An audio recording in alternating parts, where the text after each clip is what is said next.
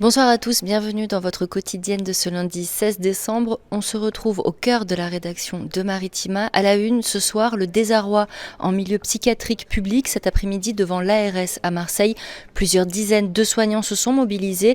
Ils dénoncent des fermetures de lits, un sous-effectif toujours plus grand et des patients en danger. Une situation qui s'est dégradée ces derniers mois du jamais vu. Selon Nicolas Courbebesse, infirmier et délégué syndical CGT à Montpeyrin, l'hôpital psychiatrique d'Aix-en-Provence. Il a perdu 40 lits en 2024, on l'écoute. Ça veut dire quoi? Ça veut dire qu'aujourd'hui sur Aix-en-Provence, nous n'avons plus aucun lit d'hospitalisation pour les adolescents. Ça veut dire que là, nous sommes en train de fermer le seul service départemental pour les autistes adultes non-verbaux. Ça veut dire que c'est une offre de soins qui disparaît. Ça veut dire qu'on laisse les gens dans la rue, ça veut dire qu'on laisse les gens en souffrance, ça veut dire qu'on laisse des gens non traités avec leur pathologie psychiatrique, leur souffrance mentale. Et ça, c'est impensable. On arrive à ce qu'on disait à un point de rupture, quelque chose d'inédit, quelque chose, on avance dans l'inconnu aujourd'hui. Et quand nos directions nous demandent une fois de plus de nous réinventer, c'est inadmissible, c'est impensable. Avec les conditions de travail qu'on essaie de dénoncer depuis plus de 10 ans, de nous demander encore, nous, à moindre effectif, de supporter cette souffrance. Mais les patients, ce qu'ils ont besoin, c'est aussi d'être pris en charge médicalement par des psychiatres et des pédopsychiatres. Et ça, on ne peut pas le remplacer et nous ne sommes plus en mesure de l'offrir. On reste à Marseille avec une belle initiative. Aux terrasses du port, la Hotte Solidaire a ouvert ses portes. À disposition, pléthore d'idées cadeaux, livres, jouets, vêtements, accessoires et le tout de seconde main. Reportage sur place, Nordine Ali Saïd. Les quelques clients rencontrés dans cette boutique de seconde main située aux terrasses du port sont fiers de leur trouvaille. J'ai choisi un livre pour enfants sur la mer et un jeu, le 6 qui prend. Et ça m'a coûté 5 €. C'est vos enfants qui vont être contents. Ouais, c'est ça. Les enfants ou les neveux, les nièces, je sais pas encore. On verra. J'ai trouvé beaucoup de laine, de cachemire, des choses de grande qualité qui sont assez anciens, donc qui ont été faits avec d'autres méthodes. Donc moi, je suis plutôt plus en confiance que dans d'autres magasins. Depuis plus d'une semaine, 5 enseignes d'insertion professionnelle collectent et revendent livres, jouets, vêtements et accessoires dans une boutique éphémère, la Hotte Solidaire. Pour ce vélo, j'ai pris au moins 1 ou 2 heures comme ça pour réparer parce qu'il y avait beaucoup de trucs à régler. Grâce au réseau régional des ressourceries, Charlie Abdou, réparateur de vélos chez Recyclerie Sportive, a su trouver sa voie. Je me suis arrêté en première bac pro logistique transport. J'ai commencé à m'inscrire pour Pôle emploi. Ils m'ont trouvé une formation, ça va faire juste 1 mois. Je suis toujours à l'aise parce que c'est le truc que j'aime en fait. Réparer des vélos en fait c'est ma passion. Une journée de réussite pour la Hotte Solidaire avec plus de 200 € d'articles recyclés vendus. À l'approche de Noël, les curieux devront se presser. La boutique éphémère fermera ses portes le 22 décembre. Direction Martigues, J-8 avant Noël, l'occasion de déguster des spécialités qui sortent de l'ordinaire. C'est le cas des créations de Jean-Bernard Poitevin, maître artisan, pâtissier, chocolatier et confiseur. Il exerce depuis près d'une trentaine d'années à Martigues, aux Perles de l'Étang, commerce créé en 1965 par un certain monsieur Flavier, dont les plus anciens martégots doivent se souvenir. Reportage sur place, Michel Montagne. Déjà, on va commencer par la Perle de l'Étang, la plus ancienne, qui, elle, était la création de mon prédécesseur, M. Favier. Donc, c'est une cerise confite macérée dans du Grand Marnier, roulée dans la pâte d'amande, trempée dans le chocolat noir et finie avec du sucre glace. Ça, c'est la Perle de l'Étang. J'ai aussi la Tomate gourmande, qui est une spécialité à moi. C'est ma propre création depuis 2009. C'est du chocolat au lait ou chocolat noir, avec de l'amande, de la noisette, du sésame, de la fleur de sel et de l'anis. Après, j'ai quelques compositions à base de chocolat en forme de reine. Après, j'ai fait des cigares. J'ai fait des vinyles aussi pour les fêtes de fin d'année, on ne sait jamais. Et plein de petites compositions, des Pères Noël, des boules de Noël pour mettre dans le sapin qui vont arriver dans pas longtemps. Des cigales? Des cigales aussi. J'ai fait sur 4 variétés de couleurs. Donc j'ai chocolat blanc avec de la noix de coco, le chocolat blond qui s'appelle le dulcé avec de la pistache, chocolat au lait et cacahuètes salées, chocolat noir avec de la violette. Qu'est-ce qu'on vient vous demander de plus en ces périodes de fête? Oh, des originalités et surtout du chocolat. Chocolat sous toutes ses formes, en forme de Père Noël, d'élan, ou en tablette, ou en bonbon de chocolat aussi, pour offrir à des clients, un peu à tout le monde, quoi, la famille. Voilà, ça, ils se régalent. Et donc, hormis ça, les spécialités, les perles de temps et les tomates. Les pompes, ça marche encore bien, même auprès des jeunes? Oui, tout à fait, ça marche bien. Les pompes sur les 3 formes, anis, beurre et huile d'olive. Et cette année, en nouveauté depuis l'année dernière, en fait, c'était les gibassiers. Un gâteau provençal à base d'anis. C'est plus sec que la pompe, mais ça se mange très très bien. Aux Perles de l'Étang, c'est donc à Martigues, dans le centre-ville de Jonquière. On reste à Martigues avec un retour sur ce week-end haut en couleur. La période de Noël était officiellement lancée par le maire Gaby Charroux sur la place de la Libération dans le quartier de Lille. L'inauguration s'est faite avec un feu d'artifice. Réaction au micro de Flavio Noriga.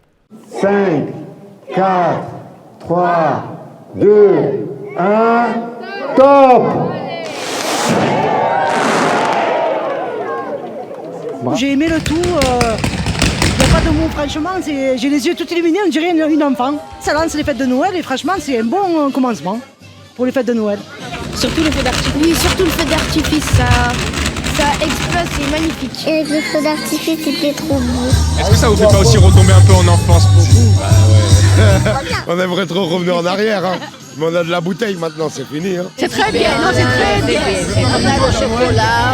On a le chocolat, les papillotes, au chocolat. Nous sommes de grands enfants. Voilà, c'est vrai, c'est vrai. Et quand on prend de l'âge, on redescend. On redevient petit. Toute la programmation est à retrouver sur notre site maritima.fr. Fête de fin d'année et alcool, un ménage à surveiller de très près, en particulier sur les routes.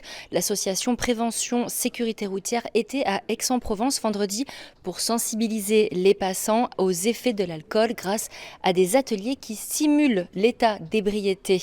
Réaction au micro de Flavio Noriga. C'était pas mal, j'ai fait le premier sans les lunettes. Donc c'était beaucoup plus facile au niveau des réflexes. Mais après avec les lunettes, comme si on avait bu 2-3 verres d'alcool, c'était beaucoup plus dur. Mais c'était sympa. Moi ça nous permet aussi à nous de se rencontrer quand on a bu. On croit toujours qu'on a bu qu'un verre, 2 verres, on peut prendre la route, etc. Et alors qu'en fait non, pas du tout, c'est super dangereux. Et l'alcool avec modération. Voilà. Moi sur le coup, je n'avais pas l'impression d'être dans mon état normal. C'est comme si je louchais, donc c'est sûr qu'on a l'impression d'être sous. J'ai eu vraiment ce sentiment. Ouais. Je trouve ça super intéressant parce qu'en fait, c'est d'une manière, c'est ludique. Et en fait, du coup, vu que c'est ludique, ça permet aux gens de plus s'intéresser parce que parfois les gens, c'est pas ludique, donc ils s'intéressent pas. Et donc là, justement, ils s'intéressent et justement, il y a des personnes spécialisées dans le domaine qui vont donner des conseils, tout plein de choses. Voilà. Donc ouais, c'est une super bonne idée. On reste à Aix-en-Provence, au Mille plus précisément, où les premiers résultats d'un projet vert européen viennent d'être présentés. En plantant les bons arbres au bon endroit, la pollution et la température peuvent baisser. Pierre Sicard est coordinateur du projet européen Air Fresh depuis 2019. Il répond aux questions de Jean-Michel Darras. Dans mes recherches, j'avais démontré que tous les arbres étaient bons pour l'homme, mais tous les arbres n'étaient pas bons pour la qualité de l'air.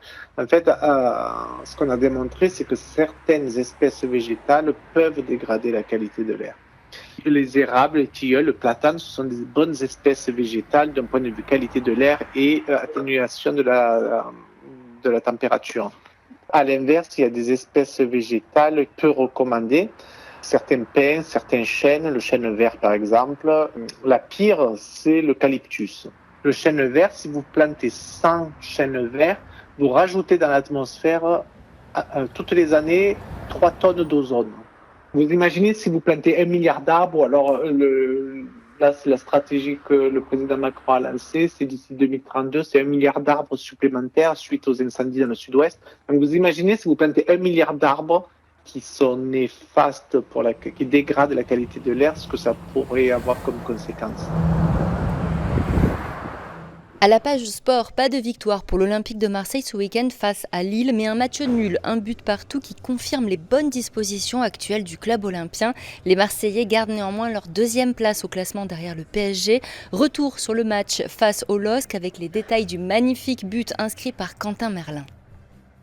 Non, en fait, je vois Mandy dans la terre à droite qui part sur Adrien. Donc après, je vois tout simplement que j'ai un espace pour aller finir, que j'étais tout seul. Donc je sprint, j'appelle Adrien, il me voit. Et dans ma tête, je voulais frapper en une. Ma première idée, c'était frapper en une. Et je vois que j'ai le temps en fait. Donc je prends le temps, mais je rate un petit peu mon contrôle. Et je vois c'est Mako qui arrive vite et qui se jette. Et dans mon instinct, il me dit de feinter. Et après, je vois Lucas qui est un peu hésitant et je vois le premier poteau où il y a un peu d'espace en hauteur. Et je le mets ici. Après, c'est une fierté et un honneur d'avoir marqué mon premier but sous ces magnifiques couleurs et surtout au Vélodrome. Les joueurs de l'OM qui ont innové pour leurs 2 jours de repos, car à l'initiative de Léo Balerdi, les Olympiens quasiment au complet et sans le staff sont partis souder encore plus leur cohésion à Copenhague, reprise de l'entraînement prévu demain à la commanderie. Avant de se quitter, un mot du débat public qui se tient en ce moment même à l'hôtel de ville de Martigues, que vous pouvez suivre en direct sur notre site maritima.fr. Le débat est en présence du maire Gaby Charroux, mais aussi des sénateurs des Bouches-du-Rhône, contre les mesures d'austérité visant les collectivités locales et les citoyens. On le rappelle, le gouvernement avait annoncé un plan d'austérité de 60 milliards d'euros, incluant 40 milliards de coupes budgétaires. Ces mesures visent aussi les collectivités. À Martigues, cela représenterait une perte de 6 millions d'euros.